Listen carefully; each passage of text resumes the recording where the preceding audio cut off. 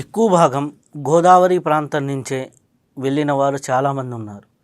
దాంట్లో ముఖ్యంగా చూసుకుంటే ఈ భారతదేశానికి చిత్రపటాన్నిచ్చి మానస సరోవరానికి దారుల్ని ఎలా ఉన్నాయని చూపించిన ఏనుగు మహల్లో జన్మించినటువంటి ప్రణవానంద గారు, వారు గురువు గారు జ్ఞానానంద గారు, గొరగరముడి కర్నాడు దగ్గర భీమవరానికి వీరవాసరానికి మధ్యలో. వారు ఇక్కడి నుంచి అక్కడికి వెళ్ళి అక్కడ హిమాలయాల్లో, నేను మొన్న ఒక పుస్తకం చదివాను, మానస సరోవర అంత చలిలో మానస సరోవరం దగ్గర ఆయన ఉండి అవన్నీ ఎట్లా కనిపెట్టారు, మానస సరోవరం లోతు ఎంత, మానస సరోవరం వ్యక్తి ఎంత అని ఎట్లా కనిపెట్టారు, అసలుకి వారు చేసిన రీసెర్చ్ ఏంటి, అసలుకి వారి ఒక విశేషం ఏంటి? స్వామి ప్రణవానంద జ్ఞానానంద శిష్యులు వారు. జ్ఞానానంద స్వామి మనకి గొరగనమూడి అనేటువంటి గ్రామంలో జన్మించడం, ఆయన చిన్నప్పుడే వైరాగ్యం రావడం, వారి తండ్రి గారు చాలా ఆస్తిపరులు, ఆయన ఆస్తికులు, ఆయన ఆస్తిపరులు, ఈయన ఆస్తికులు. చిన్నప్పుడే పారిపోవడం జరిగింది ఆయన. అలా ఆయన ఎక్కడున్నారో తెలియలేదు. తర్వాత తండ్రి గారు వెతికి తీసుకొచ్చారు. అయినప్పటికీ ఆయన ఈ ఆధ్యాత్మికమైనటువంటి దీంట్లో వెళ్ళిపోవడం, అయినా సరే ఆంధ్ర యూనివర్సిటీలో వారు సైంటిస్ట్గా, అంటే యాటమిక్ రీసెర్చ్ అనుకుంటా, ఆయన సైంటిస్ట్గా పనిచేశారు. ఆయన తర్వాత ఈ ఆధ్యాత్మికమైనటువంటి ఉన్నతి సాధించి పరమయోగుల్లో ఒకరైనటువంటి వారు స్వామి జ్ఞానానంద. వారి శిష్యులుగా ఈయన ప్రణవానంద స్వామి ఏనుగుల మేడ రావులపాలెం దగ్గర మందపల్లి అనే శనేశ్వర ఆలయానికి పక్కన ఉన్నటువంటి గ్రామంలో జన్మించి ప్రపంచంలోనే ఒక అద్భుతమైనటువంటి ఒక మహా సైంటిస్ట్గా ఆయన పేరు తెచ్చుకున్నారు. జియోలాజికల్ సైంటిస్ట్ ఆయన. ఆ జియోలాజికల్ సైంటిస్ట్ అవ్వడం వలన ఆయనకి హిమాలయాలు, వాటి యొక్క జియోగ్రాఫికల్ కండిషన్స్, వాటి మీద రీసెర్చ్ చేయడానికి ఆధ్యాత్మిక చింతనతోటే కలిసి వారి యొక్క సబ్జెక్ట్ని దాంట్లో తీసుకుని మానస సరోవరం ఇలా ఉంటుంది, మానస సరోవరం ఇది అని మ్యాపింగ్ చేసి మనకు అందించిన మహాపురుషుడు ప్రణవానంద స్వామీజీ. వారి లోతుని కొలవడానికి అక్కడ టిబెట్లో ఉన్నటువంటి అనాగరికులైనటువంటి కొందరిని తీసుకుని గడ్డ కడుతుంది 6 నెలలు మానస సరోవరం. గడ్డ కట్టినప్పుడు కొన్ని యంత్రాల ద్వారా డ్రిల్లింగ్ చేసి లోపల మధ్యలో ఉన్నటువంటి కొలతని చెప్పినటువంటి వారు, ఈ ప్రపంచానికి తెలియజేసినటువంటి వారు ప్రణవానంద స్వామీజీ.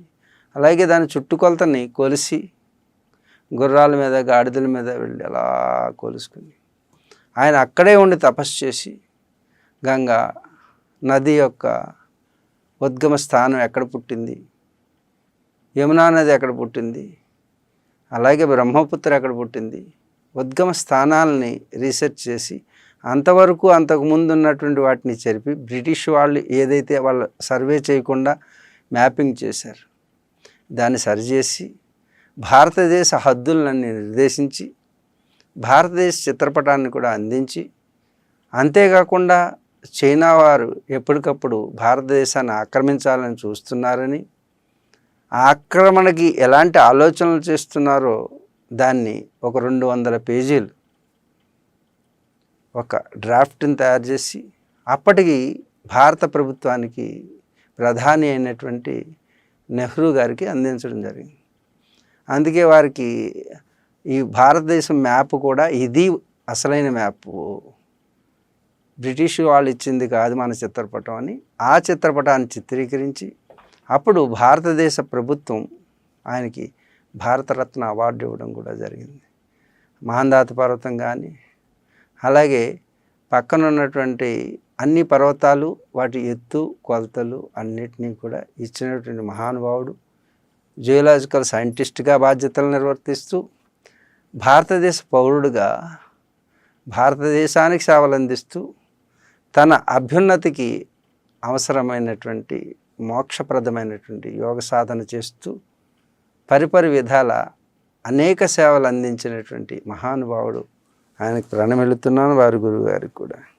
అలాంటి మహానుభావులు సంచరించినటువంటి ఈ భారతదేశం, అలాంటి ముద్దు బిడ్డలను అందించింది మన భరతమాత. అలాంటి భరతమాతకి బిడ్డనై పుట్టినందుకు నేను కూడా ధన్యుణ్ణి ఉన్నాను.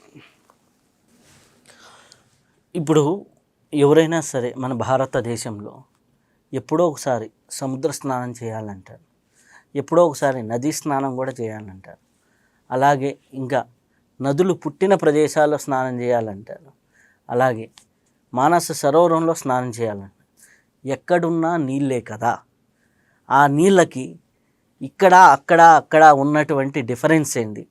ఈ నీళ్ళతో వచ్చేదేంటి, ఆ నీళ్ళతో వచ్చేదేంటి, నదిలో చేస్తే ఏంటి, సముద్రంలో చేస్తే ఏంటి, మానస సరోవరంలో చేస్తే ఏంటి, అక్కడ చేసి తరించాలని కోరిక ఎందుకు? ప్రపంచంలో ఈ భూమండలం మీద రిజిస్టర్ అయినటువంటి యుఎన్ఓలో రిజిస్టర్ అయినటువంటి దేశాలు సుమారుగా 195, 193 దేశాలు. అవి కాకుండా ఒక భారతదేశం ప్రపంచ దేశాల్లో ఉన్నటువంటి అన్ని రకాల నేలలు, అన్ని రకాల వాతావరణాలు, అన్ని రకాల చెట్లు, ప్రకృతి యావత్తు అన్ని దేశాల్లో కొన్నే ఉంటాయి. కానీ భారతదేశంలో అన్నీ సమృద్ధిగా కలిగినటువంటిది భారతదేశం. ఈ మనం వాటిని భోగభూములు అంటాం. అంటే కేవలం భోగాన్ని అనుభవించడానికే ఈ మనిషి పుట్టాడు అనేటువంటి భావనలో ఎక్కువ దేశాలు ఉన్నాయి. కానీ మనిషి పుట్టింది భోగాన్ని అనుభవించడానికి కాదు, యోగాన్ని తెలుసుకుంటానికి అని తెలియజెప్పినటువంటి సంస్కృతి కలిగినటువంటిది భారతమాత. మన సంస్కృతి వేద సంస్కృతి, మన సంప్రదాయం సనాతన సంప్రదాయం.